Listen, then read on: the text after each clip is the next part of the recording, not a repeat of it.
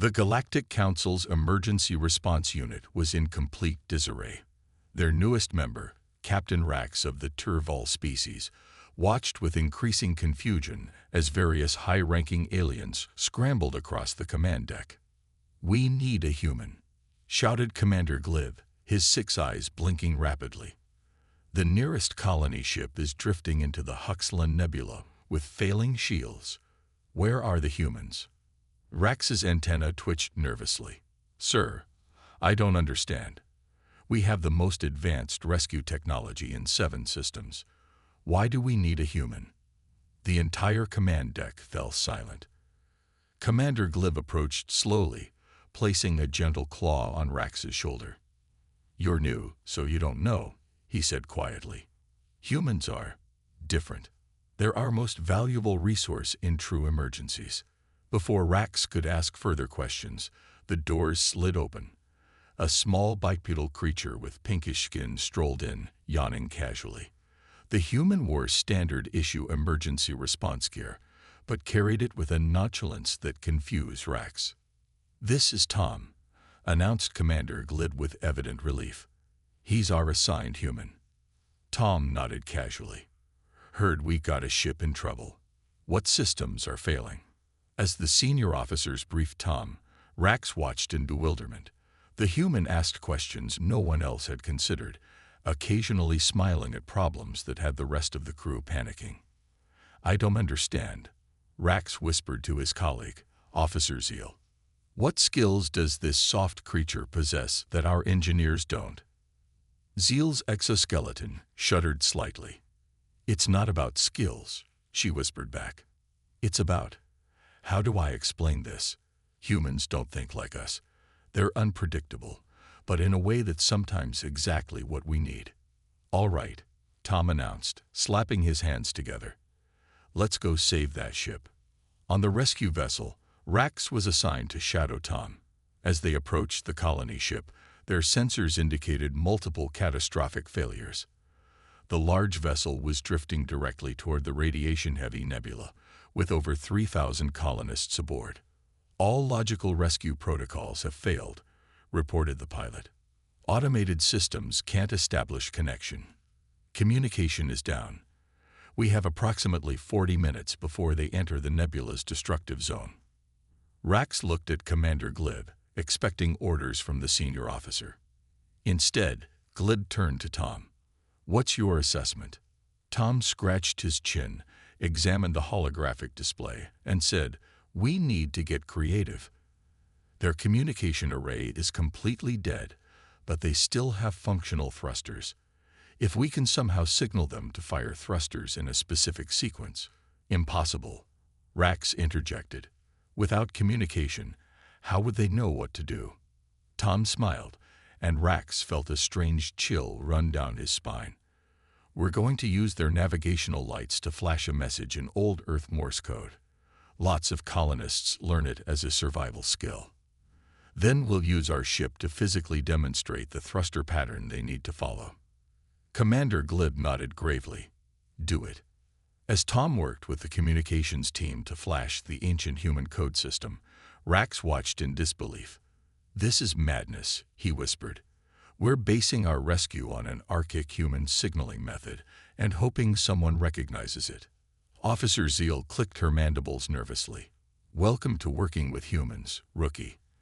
This is why no major vessel travels without one anymore." To Rax's utter amazement, lights on the colony ship began to flash in response. Tom grinned broadly. "They got someone who knows Morse code. Now for Phase 2.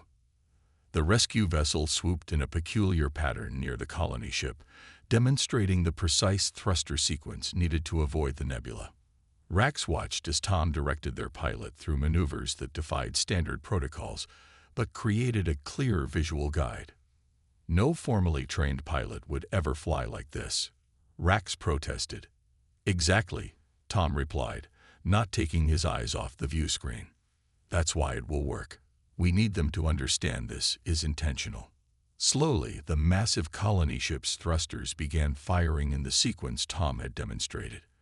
The vessel's trajectory shifted, gradually moving away from the nebula's deadly radiation zone. "It's working," exclaimed Commander Glib. "But they're still experiencing system failures. We need to board and assist with repairs before they lose life support entirely." The docking procedure was complicated by the colony ship's malfunctioning systems, but Tom suggested a manual override approach that Rax had never seen attempted. As they prepared to board, Commander Glib pulled Rax aside. "You still don't understand why humans are essential, do you?" he asked. Rax's antennae drooped slightly. "They appear to have unconventional problem-solving abilities, but surely our advanced training and technology—" "Let me explain something," Glib interrupted. 300 cycles ago, when humans first joined the Galactic Union, we considered them primitive. Their biology was unexceptional, their technology rudimentary. But then we faced the quantum cascade crisis, the system-wide computer failure. I studied it at the Academy." "What you studied was the sanitized version," Glib said grimly. "What actually happened was every advanced system across 7 sectors began failing simultaneously. Our best minds were paralyzed, our contingency plans useless. We had become so dependent on our technology that when it failed, we had no idea how to function." "But the humans did," Rax guessed. "The humans thrived," Glib corrected. "Their history is filled with adapting to disasters, working with limited resources, and improvising solutions. While our species were developing perfect systematic approaches to problems, humans were developing chaos adaptation." The ship shuddered as they completed docking procedures. Tom was already checking his equipment, a determined expression on his face. "We have approximately 20 minutes to stabilize their core systems," Tom announced. "Their internal atmosphere is becoming toxic due to filtration failure. Our breathing apparatus won't function in those conditions," one technician protested. Tom merely nodded. "I know. That's why I'm going in alone first to establish a safe zone." "That's suicide," Rax blurted out. Tom smiled. "Humans are surprisingly hard to kill, actually. We evolved on a death planet, by galactic standards. I'll be fine. Probably." As Tom disappeared into the airlock, Commander Glib continued his explanation to Rax. "After the quantum cascade crisis, every major ship, station, and colony was assigned at least one human. Not because they're stronger or smarter than us, but because they think differently. They expect systems to fail. They prepare for disaster as a matter of habit. They anticipate chaos," Rax said slowly, beginning to understand. "Precisely. And more importantly, they aren't afraid of it." Tom had been gone for 12 minutes when the airlock cycled open. He emerged, face streaked with sweat and grime, but grinning triumphantly. "I've stabilized the primary life support hub," he announced. "The ship's central AI is completely fried, but I managed to reroute essential functions to the backup processors. We can bring in the technical team now. I've cleared a path and set up emergency lighting." The rescue team mobilized quickly, following Tom's improvised route into the colony ship's depths. Rax stayed close to the human, observing with growing fascination. The interior of the colony ship was chaotic. Emergency lighting bathed the corridors in dim red, and the air tasted metallic despite their breathing filters.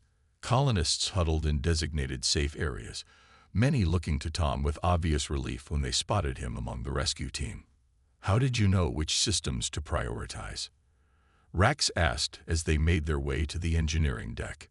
"You didn't have access to the ship's schematics." Tom shrugged. "Common sense. Humans need air, stable temperature, and light.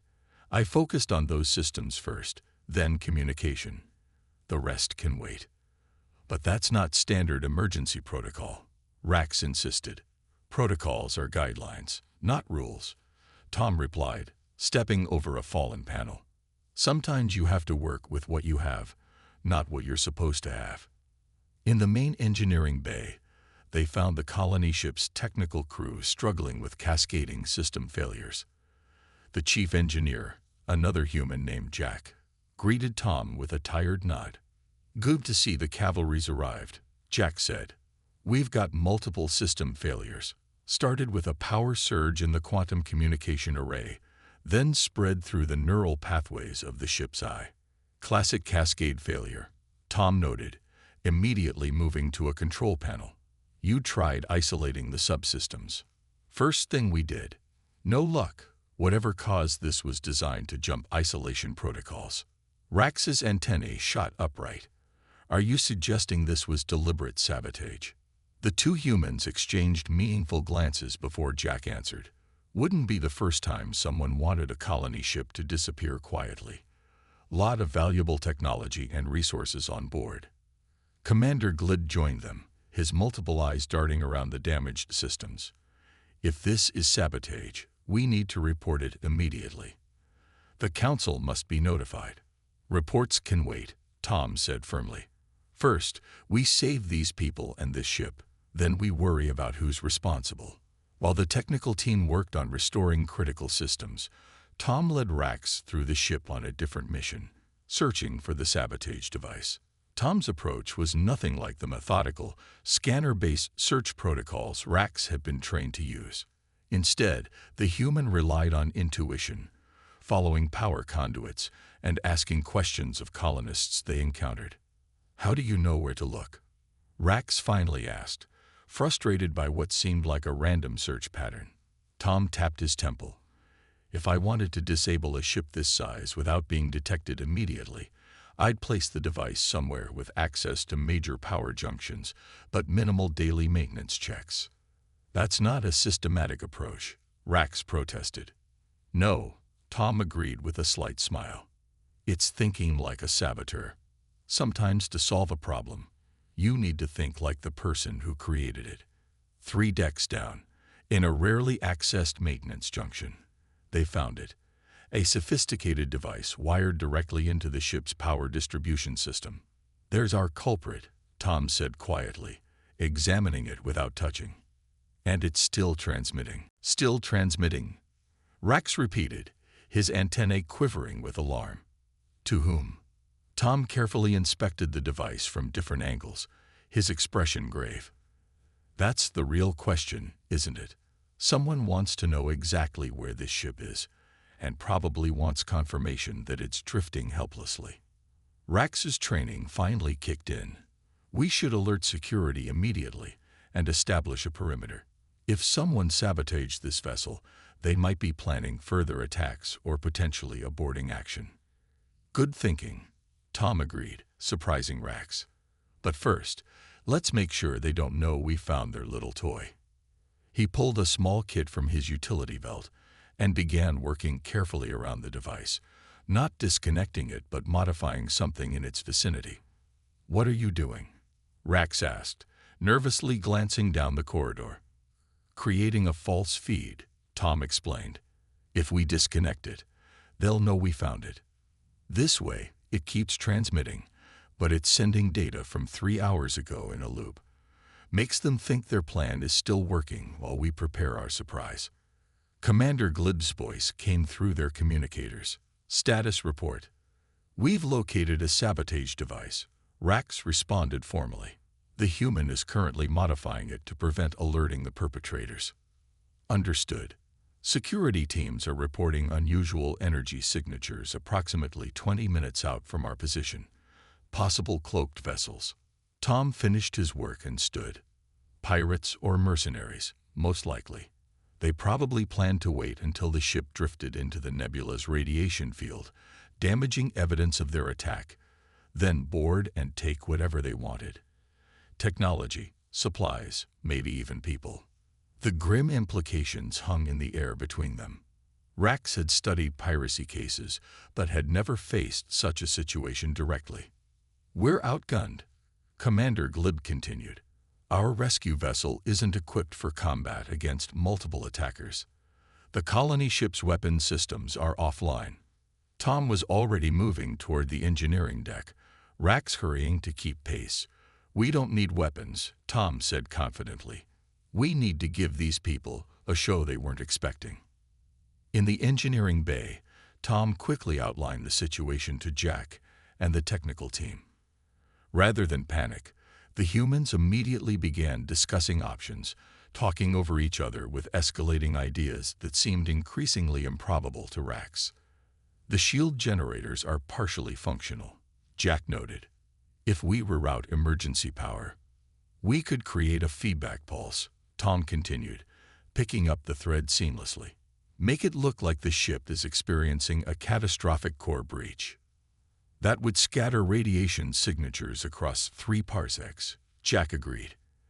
Any pirates would keep their distance, while we restore enough systems to get the hell out of here, Tom finished. Rax watched this exchange with growing amazement.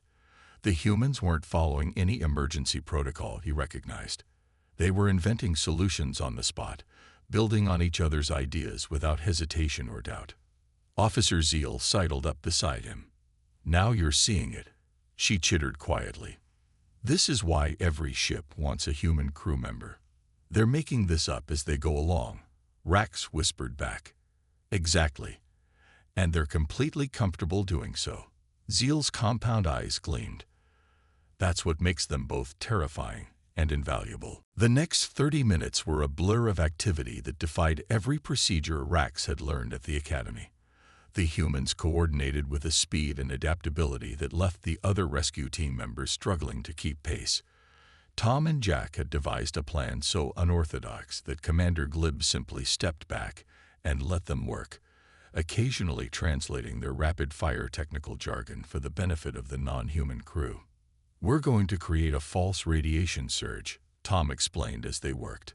The colony ship's sensors are damaged, but we can use our rescue vessel's intact systems to broadcast a convincing signature. Meanwhile, we'll get the colony ship's engines partially functional, not enough for full propulsion, but enough to make a strategic move. What move? Rax asked, still trying to understand the plan. Jack grinned, his teeth showing in what Rax had learned was an expression of either amusement or predatory intent. We're going to play dead, then bite. The colony ship's remaining functional systems were repurposed in ways their designers had never intended. Shield generators were modified to emit radiation patterns mimicking a core breach.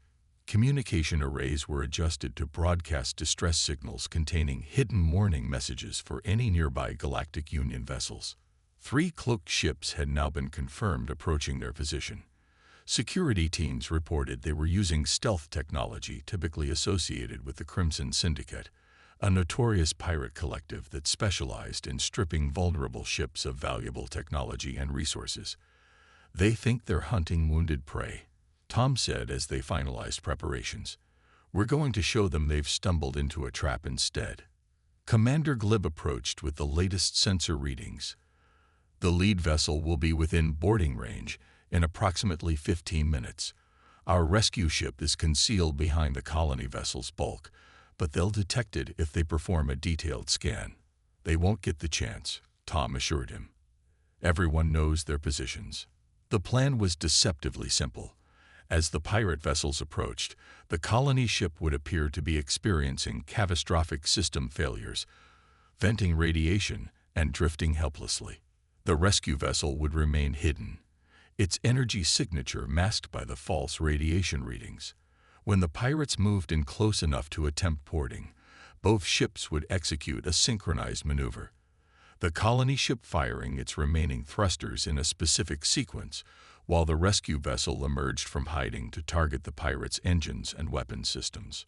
This is extraordinarily risky, Rax noted, unable to contain his concern. The probability of success. Don't tell me the odds, Tom interrupted with a strange smile, as if enjoying a private joke. Humans perform better when we don't know how likely we are to fail. Officer Zeal clicked her mandibles in what might have been amusement. That's another reason ships want humans aboard. They have this peculiar ability to function more effectively when the situation becomes increasingly hopeless. As the pirate vessels drew nearer, Tom positioned himself at an auxiliary control station. Jack coordinated from engineering. The colonists were secured in the most protected sections of the ship, with security teams standing guard. 10 minutes to intercept, announced the communications officer. They're hailing us with an automated distress response, but their weapons systems are powering up. Typical pirate tactic, Tom commented.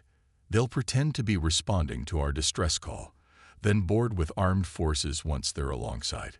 5 minutes to intercept. Lead vessel is deploying boarding craft.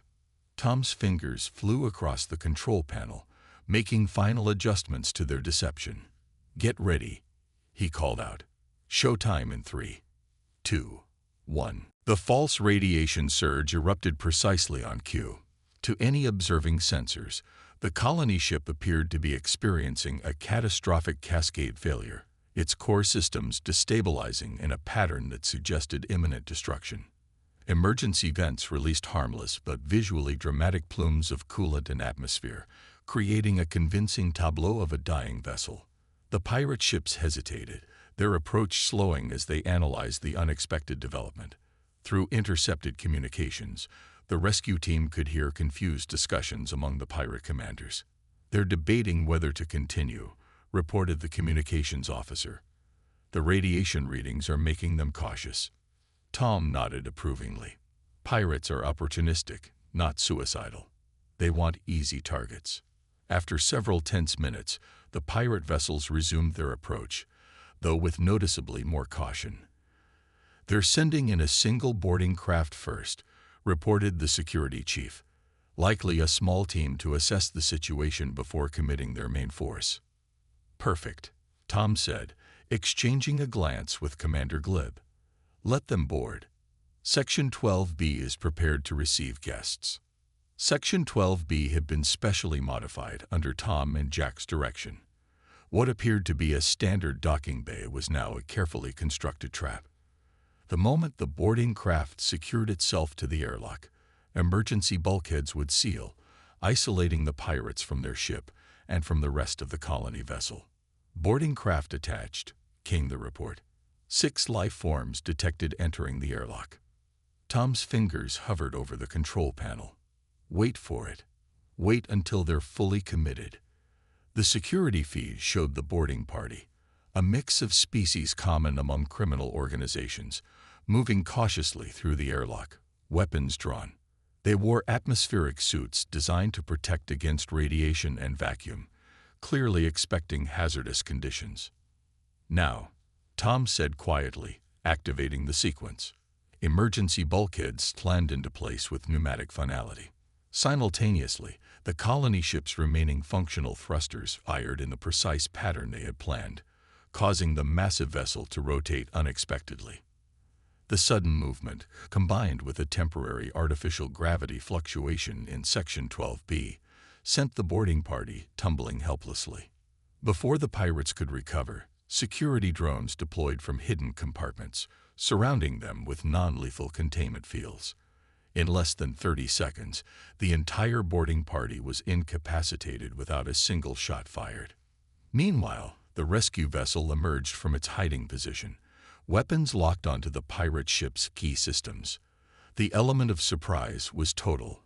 The pirates had been so focused on what appeared to be easy prey that they had failed to maintain proper perimeter scans. "This is Commander Glib of the Galactic Union Emergency Response Unit," he transmitted to the pirate vessels. "Your boarding party has been neutralized, and your vessels are targeted. Power down all systems immediately or face destruction."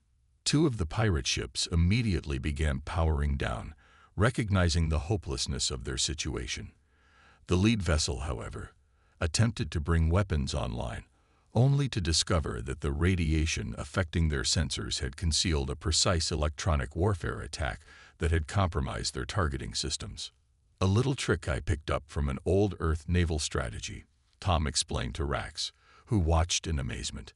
"Electromagnetic masking. Their weapons can't get a lock." With no viable options remaining, the lead pirate vessel finally surrendered. Security teams from the rescue ship boarded all 3 pirate vessels, securing them for proper legal processing. As the situation stabilized, Rax found Tom looking out a viewport at the now secure pirate ships. "I've never seen anything like this," Rax admitted.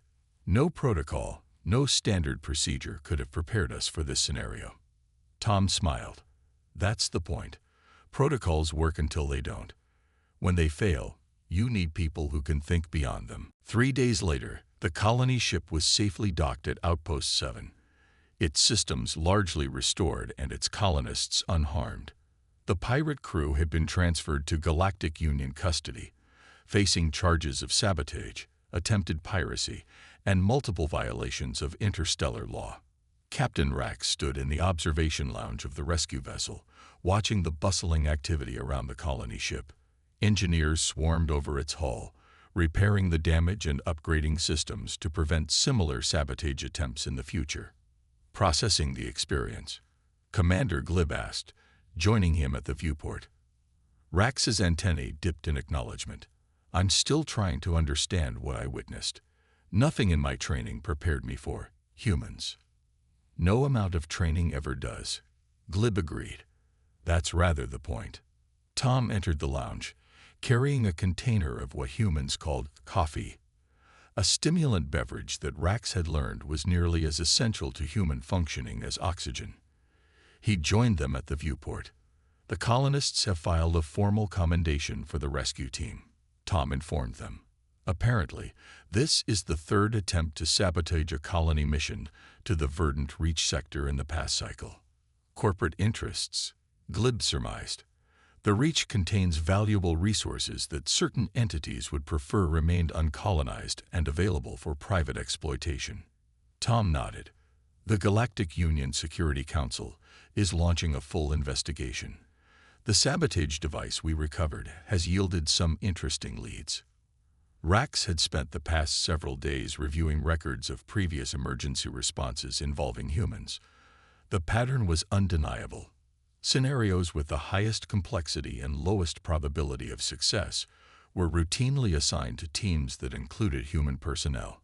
I think I understand now, Rax said slowly. Humans are chaos adapters. Where most species evolved to create and maintain order, humans evolved to thrive in disorder. Tom laughed. That's one way of putting it. Earth's history is basically one disaster after another. Natural catastrophes, wars, plagues, climate shifts.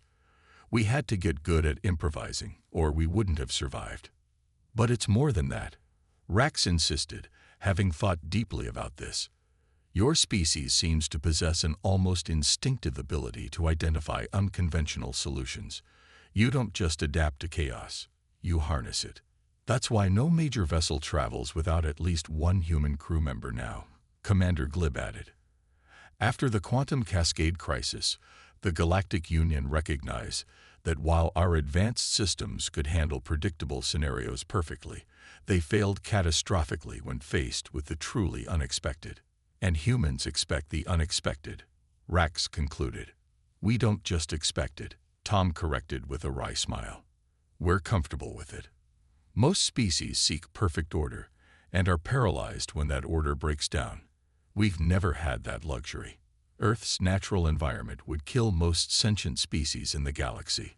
We grew up expecting systems to fail and having to fix them with whatever was at hand. The viewport showed a small transport shuttle departing the colony ship, carrying the last of the technical repair team. The colony mission would continue, delayed but not defeated, carrying human ingenuity to another distant corner of the galaxy.